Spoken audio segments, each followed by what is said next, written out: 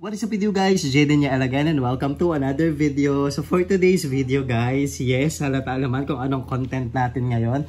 Magpapahinga na muna ako sa content ko about cards kasi yun yung mga madalas kong ina-upload the couple of weeks, actually months. But for today's video guys, I will be discussing about the iPhone 11 Pro Max. Yes, mag-change muna tayo from cards to the gadgets, yung content natin ngayon is about gadgets. Actually, even yung mga susunod ko pang video, most likely about gadgets siya. So for today's video guys, I would want to discuss about the iPhone 11 Pro Max, if worth it pa ba this 2025. Yes, i-upload ko to most likely first week ng January. So gusto kong i-discuss, especially if you're someone considering buying this, or gusto mo mag-upgrade, yan, pag-uusapan natin yan ngayon kasi I'm still using this phone, iPhone 11 Pro Max. So, if you're interested to this kind of content, you guys know what to do. Please keep on watching. The way your body syncopates, you're driving me crazy. If you're new to my channel, welcome. If you're here for quite some time now, welcome back. And guys, malapit na tayo mag 20,000 subscribers. Yes, palambing naman guys. Click that subscribe button there. Sige, discuss na tayo para hindi rin tayo tumagal, humaba. Sasagutin ko na lang siguro yung tanong. Actually, that's the $1 million question. If worth it pa ba this 2025 ang iPhone 11 Pro Max? Pero gusto ko lang siguro i-specify yung discussion ko. Una, pagdating sa price. Presyo nito. Actually, tininan ko sa website ng mismong Apple Philippines. Kapag gusto mong bumili nito ng brand new pa, medyo nasa 27,500 siya. Yes, that's the price. Brand new yan sa mismong Apple. Yun lang, hindi ko alam kung lahat ng mga branches available. Alam ko, bihira na lang rin. So, siguro makakabili kayo sa Green Hills and mga resellers. Mas mababa siguro. So, siguro mga 23 to 25 kapag brand new, kapag hindi sa Apple. Ngayon, syempre, kung magaling ka maghanap online, marami naman nagbebenta dyan. Most likely, makakahanap ka. Nag-range ng 15 to 20,000. Good condition na yon. So, yan siya pagdating sa presyo. Worth it ba siya when it comes to the price? Yes, para sa akin worth it naman. Hindi na masama, hindi na rin mahal yung iPhone 11 Pro Max if you're planning to use it this 2025. So, yun siya pagdating sa presyo. Ngayon naman, discuss natin yung about sa design naman niya. As you guys all know, itong design niya, ito rin naman yung design ng pinaka-latest na iPhone, which is the iPhone 16 Pro Max.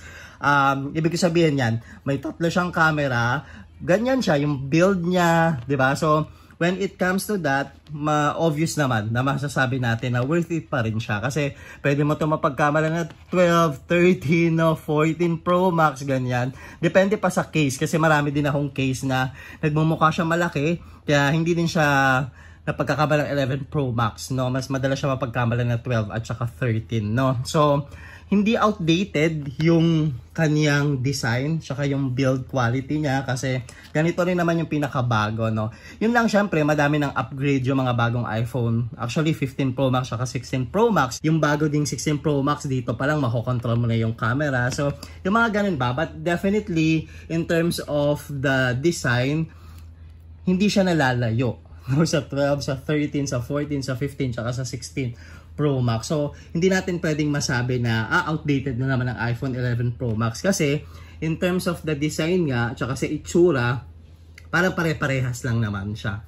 So, that's for the design and for the build quality. Ngayon, yung mismong software niya or mismong app niya. Actually, ako kasi dahil nga ginagamit ko yung 256GB. Tingnan nyo ha. Actually, commercial muna. Gagawa rin ako ng review about iPad 10th generation kasi more than a year ko na siyang ginagamit.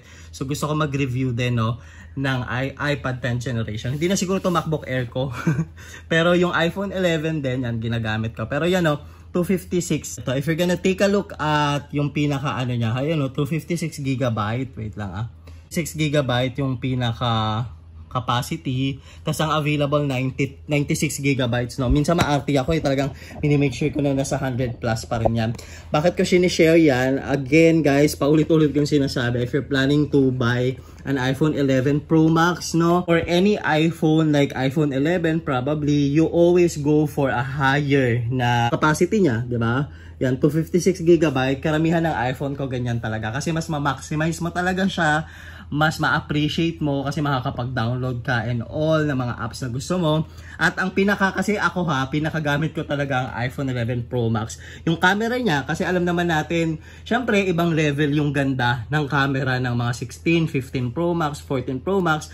Pero itong camera nito, ni iPhone 11 Pro Max, maganda pa rin siya. Especially kapag nasa outdoor ka at saka kapag may umaga pa. Ayan, gabi na ngayon guys. Pero ganyan pa rin yung camera niya. Even yung kanyang video, it's still a quality for me. Hindi siya yung ang baba-baba, no? Na ang baba ng resolution, kumbaga. Hindi siya ganon. So, maximize mo rin kasi yung iPhone 11 Pro Max talaga kapag mataas yung memory or yung capacity nga, no? Which is na 256 GB. Kasi, syempre, gagamitin mo talaga to for videos din, no? For camera and all. Sobrang dami kong ang video, guys. Saka mga pictures. Kung titingnan nyo dito sa phone ko. O, tingnan nyo guys o, diba? Ayan guys, kung titingnan nyo yung photos, tingnan nyo 75 GB, diba? Ganyang kalaki. Parang mga videos yan, mga pictures, kasi syempre YouTubers tayo. Marami pa akong mga shoot din na hindi ko pa din na-delete. Tapos syempre YouTube din malaki sa akin kasi hindi ko nga alam ba't 17 GB yan eh. Check ko na lang rin mamaya. Pero yun yung sinasabi ko lang guys. You always go for a high memory if you want to enjoy your iPhone 11 Pro Max. Just in case, no, you decide to buy an iPhone 11 Pro Max this 2025. So, yun naman yung strength niya sa akin. Yung camera, yung video. Well, kapag natural, or natural talaga yun. I mean, kapag normal ka lang naman na tao na alam mo yun, gusto mo ng phone for video taking, picture taking, makapag-install ng mga apps na kailangan mo, such as Netflix, YouTube, and all that, no? Makapag-communicate. Syempre, talaga maaasahan mo pa rin talaga tong iPhone 11 Pro Max. So, it's still a good option to go or to buy this phone kasi ito na yung parang pinaka entry level ba yung term nila doon? If you want to at least parang hindi naman sobrang outdated yung itsura ng iPhone mo. The iPhone 11 series could be the entry level. Para lang sa akin especially in the context of design and build quality. Yung 11 series na.